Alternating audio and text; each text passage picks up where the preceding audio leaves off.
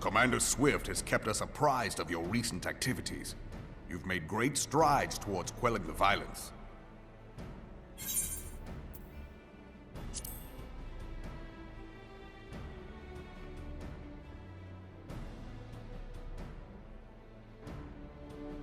Despite our best efforts to determine what provoked this uprising, the truth continues to elude us.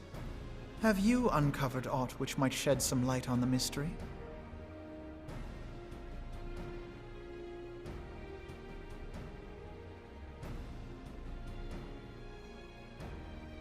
This information does not leave this room. The Syndicate's decision to reject the Doman refugees' appeal for asylum had lasting repercussions. A number of those displaced by the calamity claimed it was proof of a policy of discrimination. Together with a group of Alamegan refugees, they organized a series of demonstrations to protest against the Sultanate. Demonstrations which became heated, but did not descend into violence. Until a certain incident served as a call to arms. A unit of brass blades sent to supervise a demonstration loosed arrows upon unarmed protesters. It was this atrocity which prompted the refugees to take up arms. I need not tell you what followed. We assumed at first that the attack was born of a miscommunication. When emotions run high, they happen. But suspicions were raised regarding the unit's commanding officer, whom I ordered interrogated. Sure enough, our fears were soon confirmed. The dog confessed that a merchant had offered him coin to give the order. A merchant in the employ of Allag. Allag? But he spoke in favor of the Doman's cause, and has ever seemed sympathetic towards the refugees' plight. Why would he do such a thing? Know you of the Cartano Reclamation Bill? It is a proposal to annex the Cartano Flats so that refugees may establish permanent settlements. When last I looked, that was disputed territory. Aye. Some might even call it a battlefield.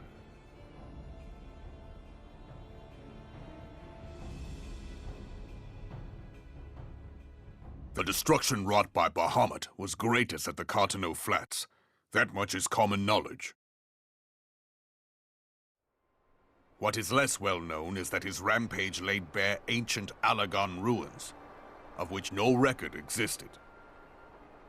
There are certain differences of opinion as to how these ruins should be handled, which is why each nation maintains a military presence in the region to this day. Yet differ though we may, we are still allies. Therefore, in the interest of preserving the Eorzean alliance, we have reached an agreement. Any conflict which may arise during the course of military exercises in the region shall have no bearing on relations between our nations. In full knowledge of this delicate state of affairs, Allag proposed the Cartano Reclamation Bill. A shameless bloody ruse which stands to benefit him in but one conceivable way. If successful, he will gain control over the disputed territory under the guise of assisting in the resettlement effort. And you can be sure he'll build an orphanage next to every Allagan ruin.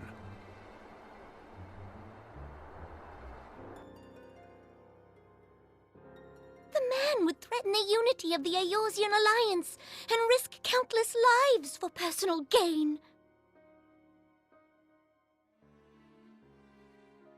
He walks a path all his own, independent of any faction and beholden to none of his fellows on the Syndicate.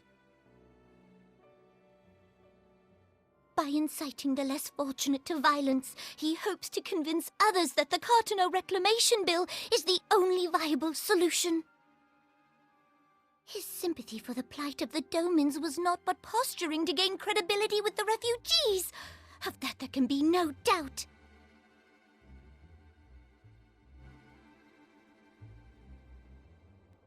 Forgive me, but what could possibly motivate Teleji Adeleji to go to such lengths?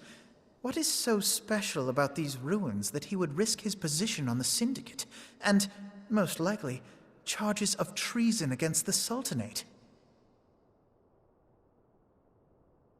Omega. Pardon?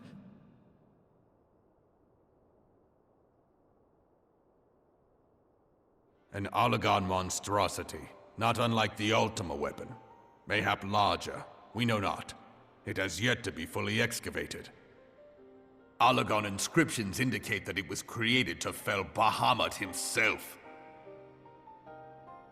If accurate, it might explain why Nail Van Darnus chose to bring the Red Moon down upon the Cotonou Flats. Given the ends he went to ensure Eorzea's annihilation, destroying the one weapon which could stay the Elder Primal may well have seemed like good sense. When first I bore witness to the power of the Ultima weapon, I doubted the evidence of my senses. And now you tell me there is another such weapon, one which could contend with Bahamut. Bahamut! Aye, we were skeptical ourselves.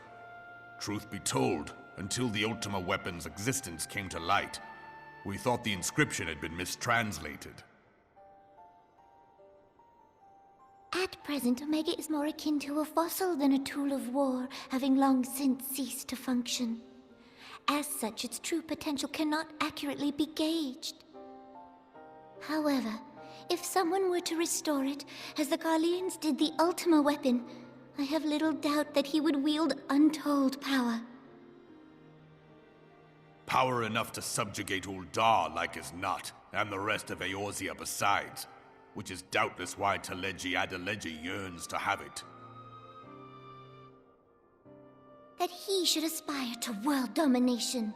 He who has ever walked 2 paces behind Lord Lolorito in matters of commerce. 'Tis in acknowledgement of his own limitations that he seeks this power. Woe betide us all should we allow him to have it.